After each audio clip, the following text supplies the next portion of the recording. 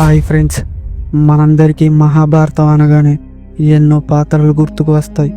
అందులో శ్రీకృష్ణుడు ధర్మ మార్గంలో నడిచే పాండవులకు అండగా ఉంటాడు. తర్వాత మహాభారతంలోని పాత్రలు చాలానే ఉన్నాయి. అందులో కర్ణుడు, భీష్ముడు, ద్రోణాచార్యుడు ఇలా ఎన్నో పాత్రలు ఉన్నాయి. అయితే వీళ్ళందరి గురించి చాలామందికి తెలుసు. తర్వాత పాండవుల్లో ముఖ్యంగా ధర్మరాజు, భీముడు, అర్జునుడు. మహాభారతంలో ముఖ్యంగా పాండవుల ప్రస్తావన వస్తే ముఖ్యంగా ఈ ముగ్గురు గురించి ఎక్కువగా వినిపిస్తుంటుంది.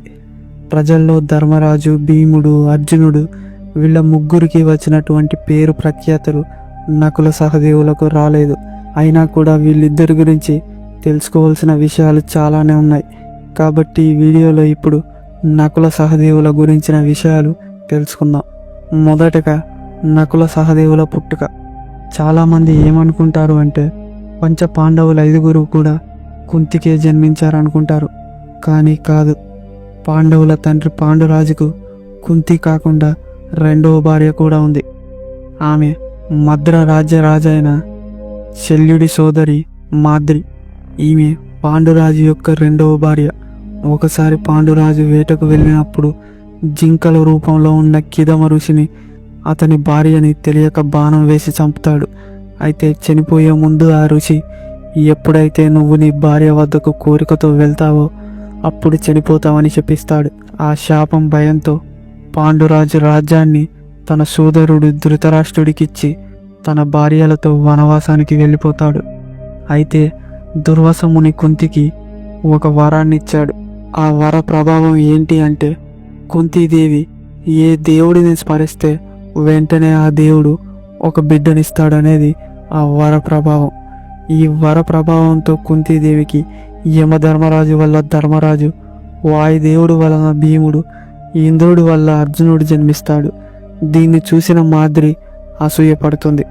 దాంతో కుంతి తనకు తెలిసిన ఆ వరాన్ని మాద్రి కూడా చెబుతుంది. అప్పుడు మాద్రి అశ్విని దేవతలను స్మరించి 2 బిడ్డలను పొందుతుంది. అశ్విని దేవతల్లో నసత్యుడు వల్ల నకులుడు, ధనుడు వల్ల సహదేవుడు పుడతారు. పాండురాజు మాద్రి చనిపోయిన తర్వాత కుంతీదేవి అందరికీ తల్లి అవుతుంది. ఈ విషయం చాలామందికి తెలియకపోవచ్చు. ఇప్పుడు ఈ విషయాన్ని తెలుసుకున్న వారుంటే ఒకసారి కామెంట్లో చెప్పండి. అలాగే ఈ వీడియో నచ్చితే జస్ట్ ఒక లైక్ చేయండి. ఇలాంటి మరిన్ని వీడియోస్ కోసం మన ఛానల్ని సబ్స్క్రైబ్ చేసుకోండి. ఇంకా మన స్టోరీలోకి వెళ్తే నకుల సహదేవుల్లో నకులుడు అంటే అందంగా ఉండేవాడని అర్థం. అలాగే సహదేవుడు అంటే దేవతలతో ఉండేవాడని అర్థం. వేదవ్యాసుడు తాను వ్రాసిన మహాభారతంలో భూమి మొత్తం మీద చాలా అందమైన వాడు నకులుడు అని చెబుతాడు. అదేవిధంగా సహదేవుడు తన సోదరులైనటువంటి పాండవులు, కౌరవులందరిలోకి చాలా తెలివైన వాడని చెబుతాడు. మిగిలిన పాండవులు, కౌరవులతో పాటే నకుల సహదేవులు కూడా ద్రోణాచార్యుడి వద్ద విద్య నేర్చుకుంటున్నారు. వీళ్ళిద్దరు కూడా తెలివైన వారు, కత్తి యుద్ధంలో ఆరితేరిన వారని చెబుతారు. అలాగే వీరిద్దరూ astrology, medical treatment, finance, administration, cultural ఆర్ట్స్లో మిగిలిన వారికంటే చాలా తెలివిగా పనిచేస్తుండేవారు. పాండవులందరికీ భార్య ద్రౌపది. ఈమెని అర్జునుడు స్వయంవరంలో గెలుచుకొని వివాహం చేసుకుంటాడు. తర్వాత కుంతీదేవి ఆజ్ఞతో పాండవుల 5గురు ద్రౌపదిని భార్యగా అంగీకరిస్తారు. అయితే ద్రౌపది కాకుండా నకులుడికి ఇంకో భార్య కూడా ఉంది. నకులుడి రెండవ భార్య పేరు కరేణోమతి. ఈమె చేది రాజ్యానికి చెందిన యువరాణి. కరేణోమతి ద్వారా నకులుడికి వీరవిత్రు అనే కొడుకు పుడతాడు. అదేవిధంగా నకులుడికి ద్రౌపదితో కూడా ఒక కొడుకు, కూతురుంటారు. కొడుకు పేరు శతానీకుడు, కూతురు పేరు ప్రింత. ఇక సహదేవుడికి కూడా ద్రౌపదితో పాటు ఇంకో భార్య కూడా ఉంటుంది. ఈమె పేరు విజయ. ఈమె ద్వారా సహదేవుడికి ఒక కొడుకు పుడతాడు. అతని పేరు సుహోత్రుడు. అలాగే ద్రౌపదితో ఒక కొడుకు, కూతురు కూడా ఉన్నారు. కొడుకు పేరు శృతసేనుడు, కూతురు పేరు సుమిత్ర.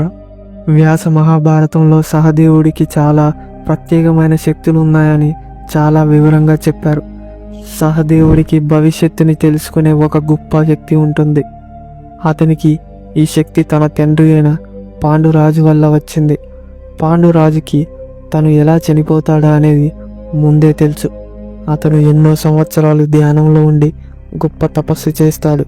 ఈ తపస్సు వల్ల తను భూత వర్తమాన భవిష్యత్ కాలాల గురించి గొప్ప జ్ఞానాన్ని పొందుతాడు. పాండురాజు తన 5 కుమారులను పిలిచి ఈ రహస్యాన్ని చెబుతాడు. కానీ పాండురాజు తర్వాత ఈ శక్తిని పొందాలి అంటే పాండురాజు మరణించిన తర్వాత అతని మాంసాన్ని తినాలని చెప్తాడు. కానీ పంచపాండవుల్లో ఎవ్వరూ కూడా పాండురాజు మరణించిన తర్వాత అతని మాంసాన్ని తినేందుకు సిద్ధం కాలేదు. అతని మృతదేహాన్ని కాల్చిన తర్వాత అతనిలోని ఒక చిన్న మాంసపు ముక్కను చీమను మోసుకెళ్లడం సహదేవుడు చూసి వెంటనే ఒక చిన్న ముక్కని తీసుకొని నోట్లో పెట్టుకుంటాడు. వెంటనే సహదేవుడికి భూత భవిష్యత్ వర్తమానాన్ని తెలుసుకునే శక్తులు వస్తాయి. అందుకే సహదేవుడిని త్రికాల జ్ఞాని అని కూడా పిలుస్తారు. ఈ రహస్యాన్ని పంచుకోవడానికి సహదేవుడు తన సోదరుల వద్దకు వెళ్తాడు. వెంటనే దారిలో ఒక బ్రాహ్మణుడి వేషంలో వచ్చిన శ్రీకృష్ణుడు అడ్డగిస్తాడు. సహదేవుడికి ఉండే శక్తుల వల్ల తనని ఆపింది ఎవరో అని తెలుస్తుంది. తనకు వచ్చిన ఈ శక్తి గురించి ఎవరికీ చెప్పకూడదని చెప్తాడు. అందుకు సహదేవుడు అసత్యం చెప్పలేనంటాడు. కానీ శ్రీకృష్ణుడు ఎవరైనా వచ్చి ఏమైనా అడిగితే అప్పుడు సహదేవుడు ఇచ్చే రెస్పాన్స్ కూడా ఒక ప్రశ్నలాగే ఉండాలని కృష్ణుడు చెప్తాడు. ఈ సలహాకి ఒప్పుకోవాలంటే తన సోదరులైనటువంటి మిగతా పాండవులను ఎప్పుడూ కాపాడాలని, ఒకవేళ పాండవులో ఎవరైనా మరణిస్తే వెంటనే కృష్ణుడు కూడా మరణించాలని షరతు పెడతాడు. ఇష్టం లేకపోయినా సరే ఆ షరతుకు శ్రీకృష్ణుడు ఒప్పుకుంటాడు. శ్రీకృష్ణుడికి ఇచ్చిన ఈ మాట వల్ల ఎప్పుడూ అల్లరిగా ఉండే సహదేవుడు ఇక అప్పటి నుండి చాలా సైలెంట్గా మారిపోతాడు. ఎవరైనా వచ్చి సరైన ప్రశ్న అడుగుతారేమో అని ఎదురు చూస్తుంటాడు. అంత నిశ్శబ్దంగా ఉండడానికి సహదేవుడు మెంటల్గా ఎంత బలంగా ఉన్నాడో, ఎంత సహనాన్ని చూపించాడో మనం అర్థం చేసుకోవాలి. జూదంలో ఓడిపోయిన పాండవులున్న లక్క ఇంటికి మంట పెట్టడానికి దుర్యోధనుడు వేసిన పథకం గురించి సహదేవుడికి ముందే తెలుసు. ఇంకా దుర్యోధనుడు వేసిన అన్ని పథకాల్లో శకుని చాకచక్యం, పాచికల ఆట, ఇంకా దుశ్శాసుడి వల్ల ద్రౌపదికి జరిగిన అవమానం, కురుక్షేత్ర యుద్ధంలో ఎవరు ఎక్కడ మరణిస్తారు, ఇవన్నీ కూడా సహదేవుడికి ముందే తెలుసు. పాండవుల పిల్లలందరినీ అశ్వత్థామ ముందే చంపేస్తాడని తనకు ముందే తెలుసు. తన కుమారుడిని చూసిన ప్రతిసారి అతను ఎలా మరణిస్తాడు అనే విషయం గుర్తుకు వచ్చి తనలో తాను చాలా బాధపడేవాడు.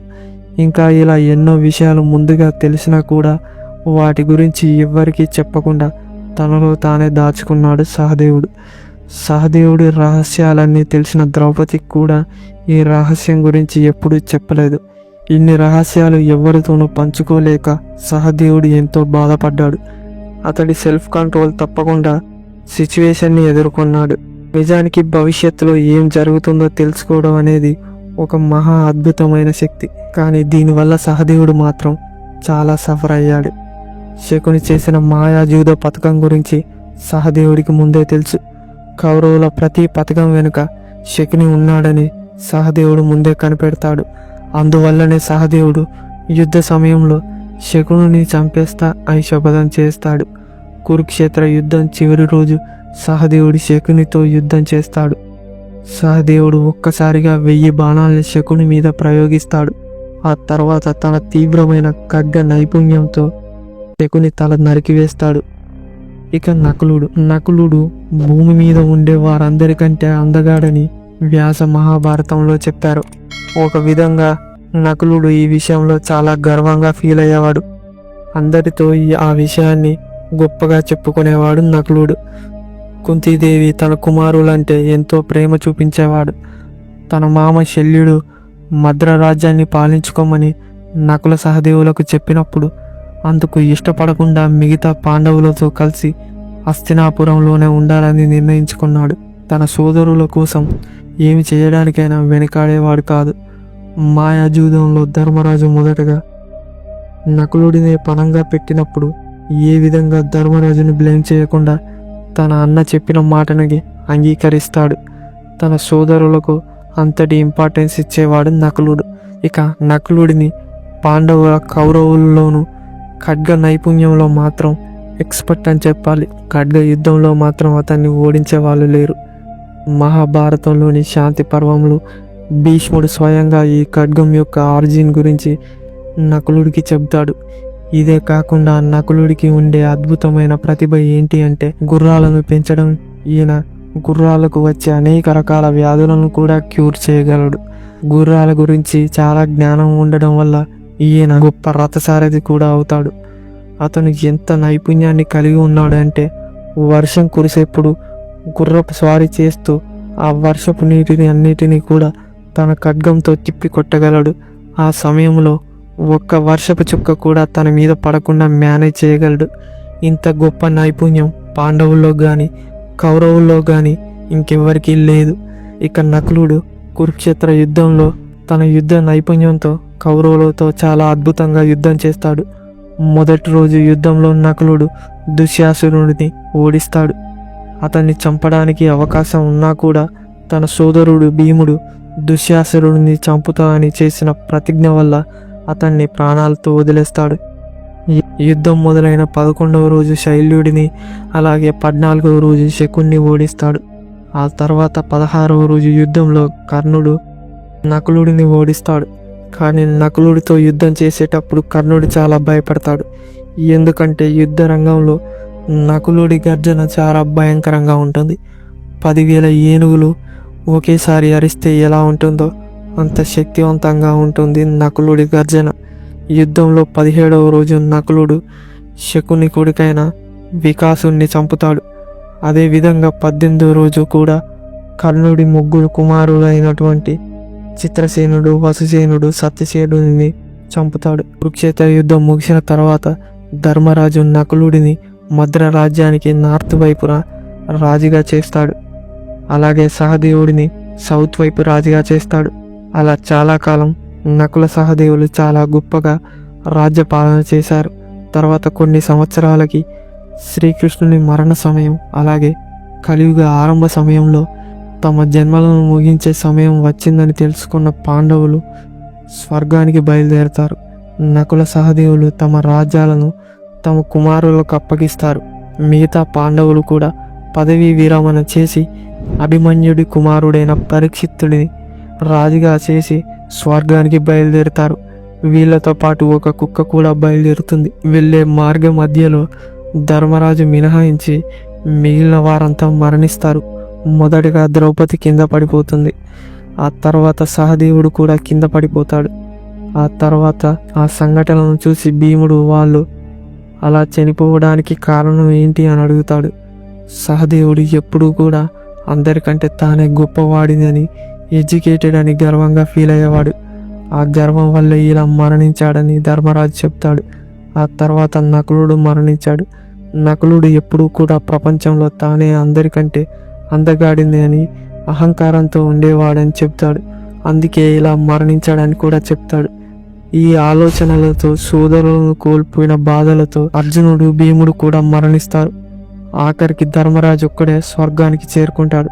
ధర్మరాజుతో వచ్చిన ఆ కుక్క యమధర్మరాజుగా మారి ధర్మరాజుని ఆశీర్వదిస్తాడు. సో ఫ్రెండ్స్, ఇది నకుల సహదేవుల స్టోరీ. ఈ వీడియో మీకు ఎలా అనిపించిందో కామెంట్ చేయండి. వీడియో నచ్చితే జస్ట్ ఒక లైక్ చేసి మీ సపోర్ట్ని తెలియజేయండి. అలాగే ఇలాంటి మరిన్ని వీడియోస్ కోసం మన ఛానల్ని సబ్స్క్రైబ్ చేసుకోండి.